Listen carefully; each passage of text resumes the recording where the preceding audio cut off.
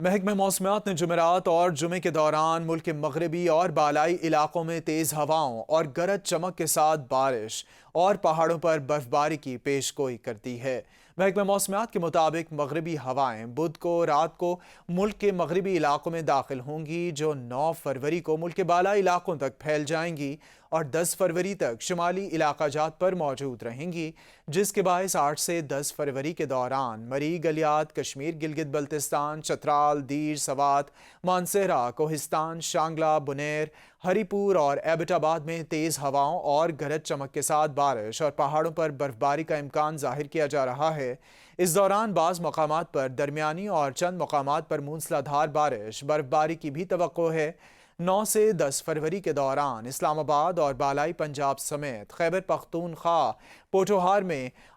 وہ تیز ہوائیں اور گرج چمک کے ساتھ بارش کا امکان ہے۔ اس دوران چند مقامات پر ژالہ باری بھی ہو سکتی ہے، جبکہ بلوچستان میں ملک سے درمیانی بارش اور اسی حوالے سے ہلکی درمیانی بارش اور پہاڑوں پر برف باری کا امکان ظاہر کیا جا رہا ہے۔